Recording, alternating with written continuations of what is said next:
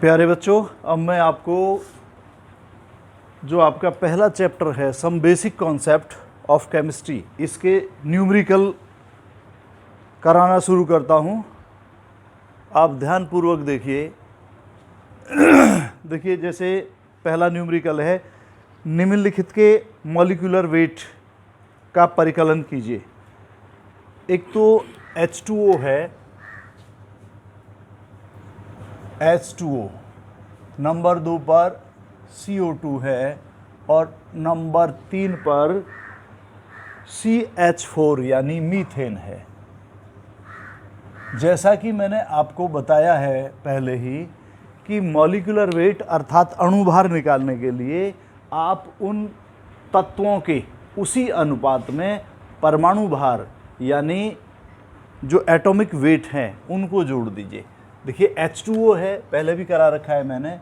H2O में hydrogen के 2 परमाणु हैं, तो 2 गुणा हाइड्रोजन का परमाणु भार कितना होता है 1, प्लस ऑक्सीजन का परमाणु भार कितना होता है 16। तो आप इनको जोड़ दीजिए, 2 + 16 कितना हो गया 18। इसी तरह CO2 में कार्बन का परमाणु भार 12 प्लस ऑक्सीजन के 2 परमाणु हैं, तो 2 गुणा ऑक्सीजन का परमाणु भार कितना हुआ 16। अब इनको जोड़ दीजिए, 12 + 32 कितना हो गया 44।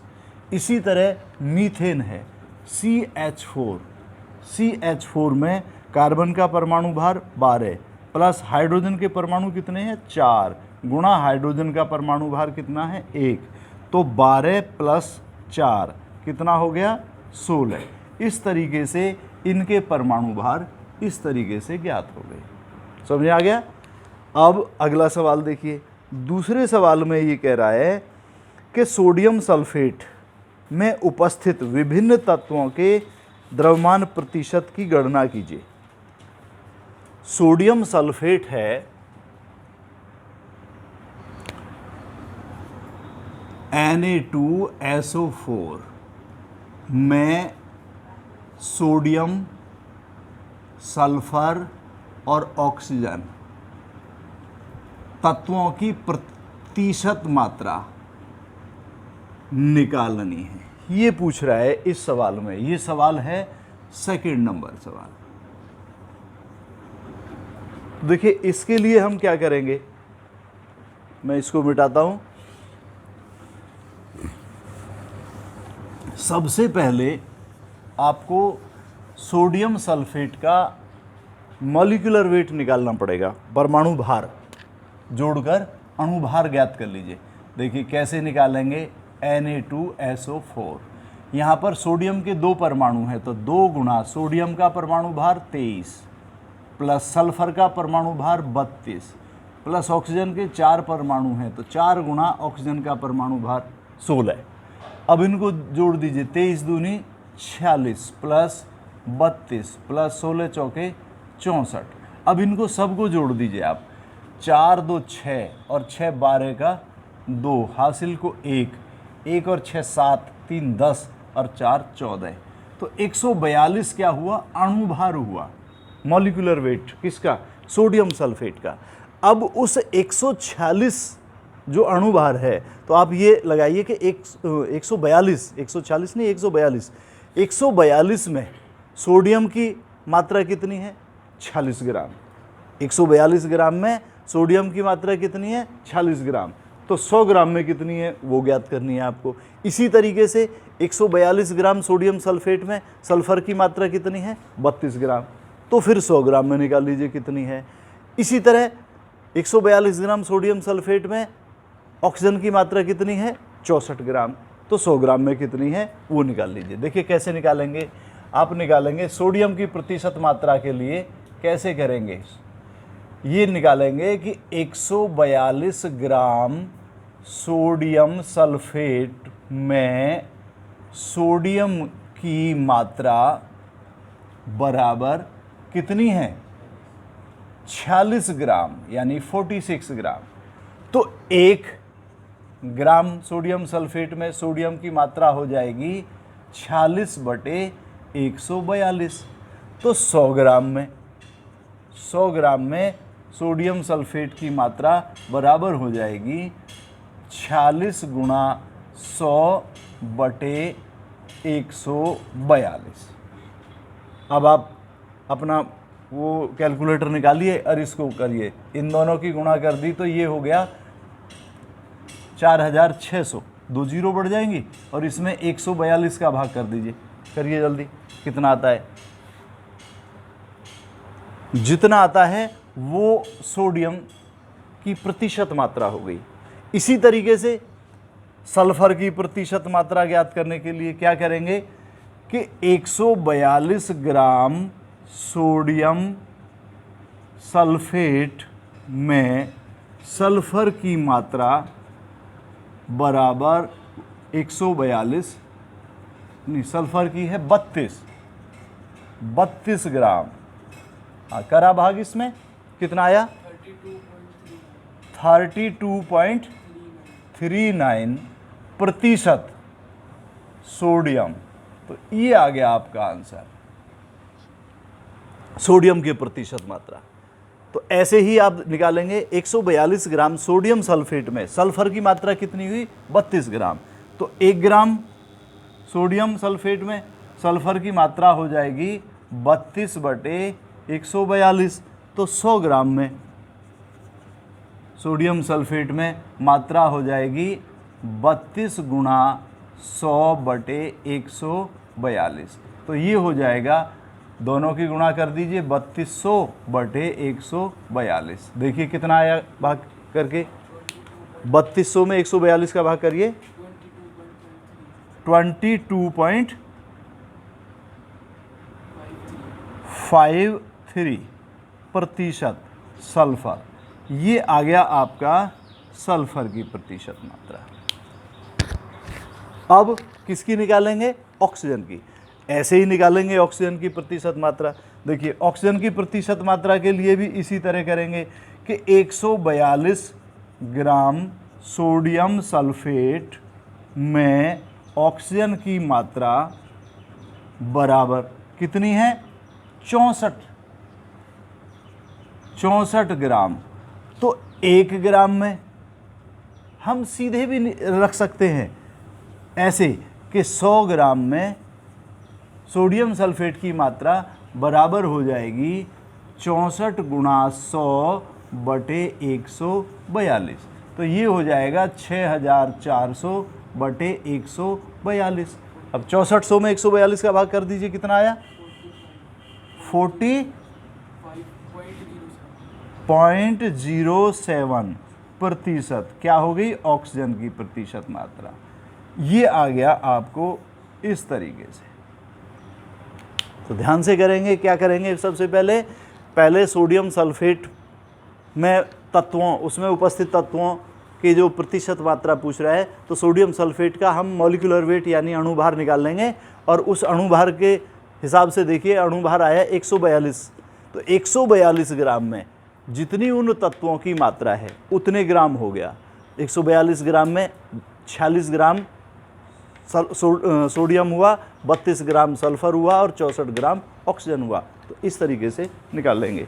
नोट करिए जल्दी और आगे चलिए। तीसरा सवाल देखिए, मूलानुपाती सूत्र निकालने का है।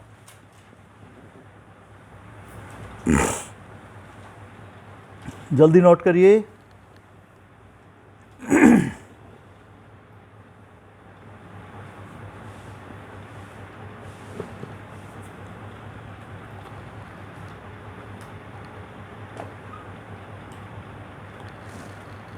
अगले सवाल में ये कह रहा है, तीसरा सवाल है, आयरन के उस ऑक्साइड का मूलानुपाती सूत्र ज्ञात कीजिए जिसमें द्रव्यमान के अनुसार 69.9% आयरन और 30.1% ऑक्सीजन है।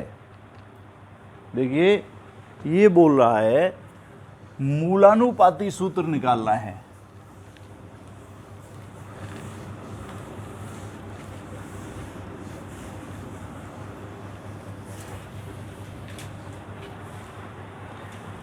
आयरन के उस ऑक्साइड का मूलानुपाती सूत्र निकालिए।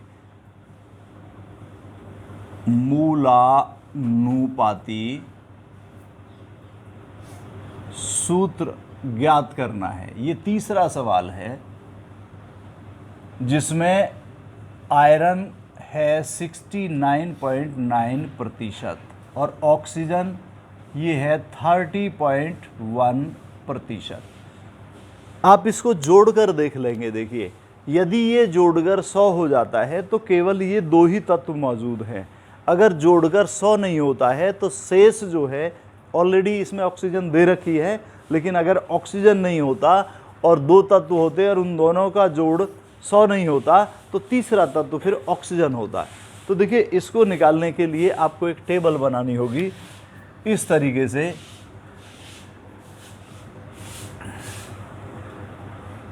सबसे पहले है क्रम संख्या या सीरियल नंबर, आगे है तत्व। एक पर तत्व है Fe और दूसरा तत्व है ऑक्सीजन। अगली टेबल बनाएंगे प्रतिशत मात्रा।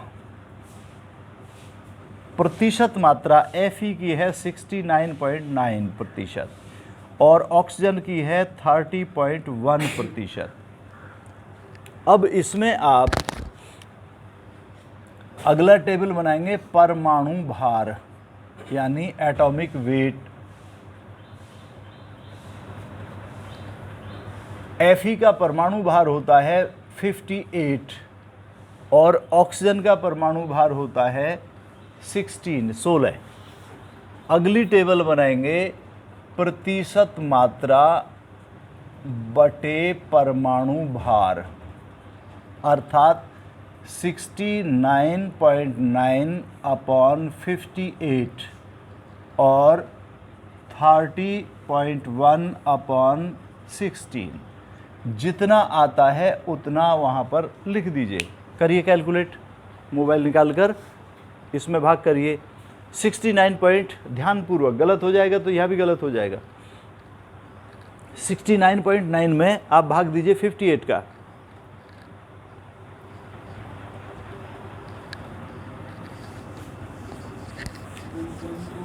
जोर से 1.20। अच्छा, और इसमें दीजिए नीचे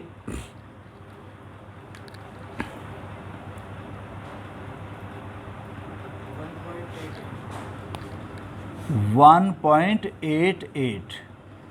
ठीक है, अब क्या करते हैं, देखिए सरल अनुपात।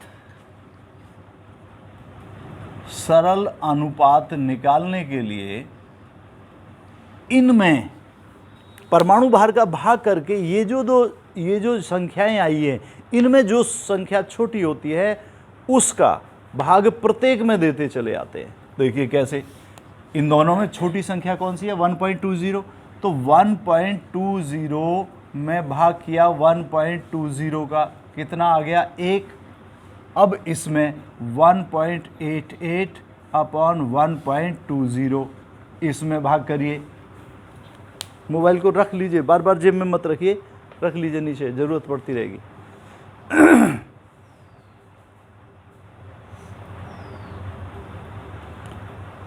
1.88 में 1.20 का 1.56 इतना आया। अब देखिए, अब क्या करते हैं, अब क्योंकि यहाँ पर पूर्ण संख्या नहीं है तो इन दोनों संख्याओं को ऐसी उचित संख्या से शुद्ध अनुपात निकालने के लिए शुद्ध अनुपात इन दोनों संख्याओं को किसी ऐसी उचित संख्या से गुणा करते हैं कि पूर्ण संख्या आ जाए। यदि हम इनको 2 से गुणा कर दें तो 1 × 2 कितना आ जाएगा, 2, और इसमें 2 से गुणा करें 1.56 में तो ये कितना आ जाएगा, 3 आ जाएगा। इस तरीके से तो जो आपका मूलानुपाती सूत्र बनेगा, मूलानुपाती सूत्र, उसमें Fe की परमाणुओं की संख्या होगी 2। Fe की कितनी हुई, 2, और ऑक्सीजन की कितनी हुई, 3, यानी O3। तो ये मूलानुपाती सूत्र हो गया आपका Fe2O3। आपका मूलानुपाती सूत्र आ गया Fe2O3। 3, इस तरीके से। एक बात ध्यान करिए, जल्दी नोट करते रहिए, साथ के साथ नोट करते जाइए। मैं आपको बता रहा हूँ, मूलानुपाती सूत्र ज्ञात करने के लिए एक टेबल बनानी पड़ती है, जिसका पहला कॉलम क्रम संख्या का, अगला तत्व का, तत्व 2 हैं आयरन और ऑक्सीजन, अगला कॉलम होगा उनकी प्रतिशत मात्रा का, तो प्रतिशत मात्रा ज्ञात कर लेंगे। अगला कॉलम है परमाणु भार, इसका परमाणु भार 58 होता है और इसका ऑक्सीजन का 16 होता है। तो अगला कॉलम है प्रतिशत मात्रा बटे परमाणु भार, तो प्रतिशत मात्रा में परमाणु भार का भाग देंगे 1.20 आया, इसमें परमाणु भार का भाग देंगे 1.88 आया। सरल अनुपात निकालने के लिए इन संख्याओं में जो छोटी संख्या होती है उसका प्रत्येक में भाग देते चले आते हैं। अगले सवालों में ऐसा भी हो सकता है कि इसमें 2 की जगह 3-3 हों, 4-4 हों, तो उन सब में से छांटते हैं कि सबसे छोटी संख्या कौन सी है, तो उस सबसे छोटी संख्या का प्रत्येक में भाग देते चले आते हैं। तो जो संख्याएं आती है वो हो गया सरल अनुपात। शुद्ध अनुपात निकालने के लिए यदि ये पूर्ण संख्या होती तो इतना ही रहने देते, अगर पूर्ण संख्या नहीं है, मान लो 1.33 होता, तब 3 से भाग कर देते, तो 3 से भाग करते तो ये 4 हो जाता। इस तरीके से पूर्ण संख्या निकाल लेते हैं। और जो पूर्ण संख्या आती हैं वो उन तत्वों के परमाणुओं की संख्या होती है। जैसे Fe की संख्या कितनी आई यहाँ पर 2, तो Fe के 2 परमाणु हैं। ऑक्सीजन की कितनी आई 3, तो ऑक्सीजन के 3 हैं। इस तरीके से समझ में आया। पूर्ण संख्या ही लेते हैं, जैसे 1.33 होता तो वो 3.99 होता, तो उसको 4 ही मानते। इस तरीके से पूर्ण संख्या मानते हैं। समझ में आ गया होगा, इसे नोट करिए जल्दी। और अगला सवाल देखिए, अगले सवाल में ये पूछ रहा है, चौथे सवाल में, प्राप्त कार्बन डाइऑक्साइड की मात्रा का परिकलन कीजिए जब 1 मोल कार्बन को हवा में जलाया जाता है। और दूसरा कह रहा है 1 मोल कार्बन को 16 ग्राम ऑक्सीजन में जलाया जाता है। तो इसे नोट करिए और समझिए जल्दी।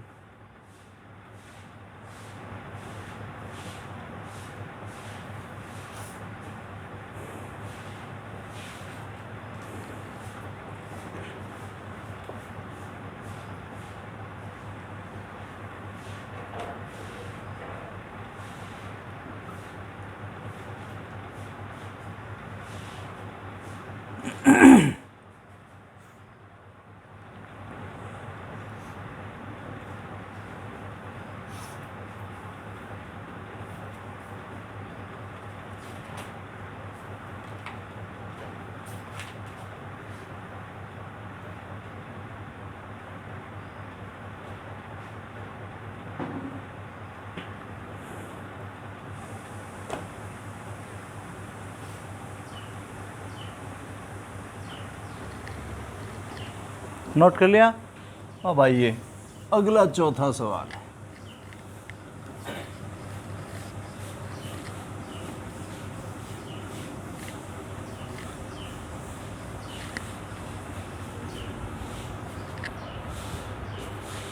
ये कह रहा है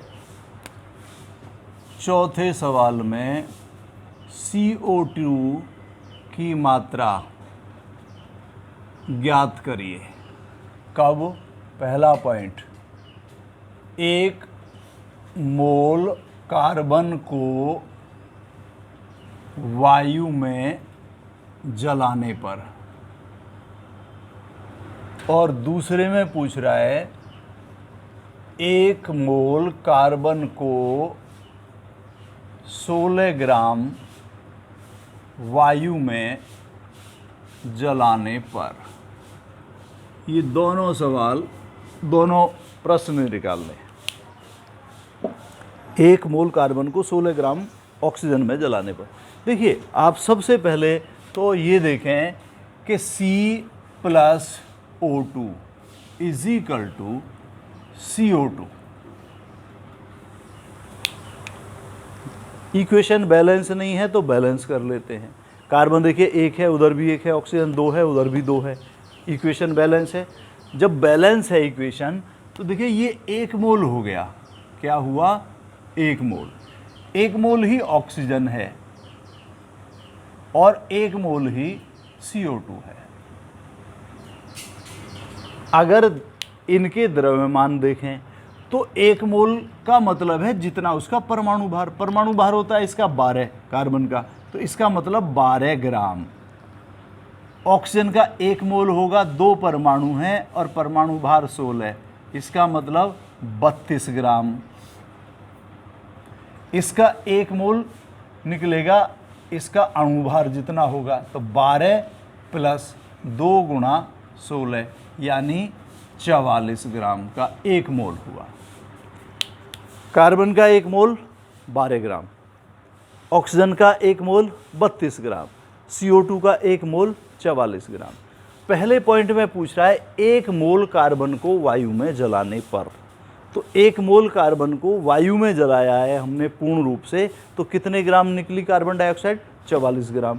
पहला आंसर आपका यहीं आ गया कि 1 मोल कार्बन को वायु या ऑक्सीजन में जलाने पर 44 ग्राम CO2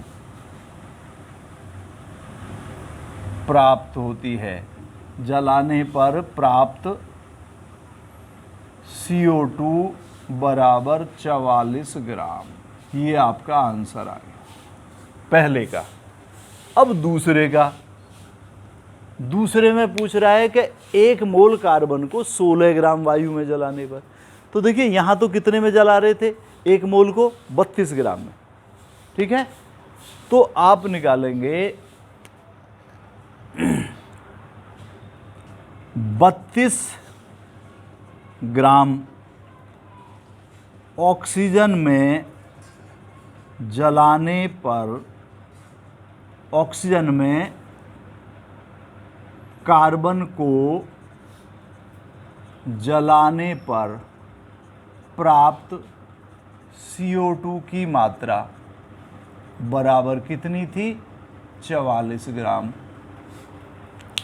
32 ग्राम ऑक्सीजन में कार्बन को जलाने पर कितनी CO2 प्राप्त हो रही थी? 44 ग्राम।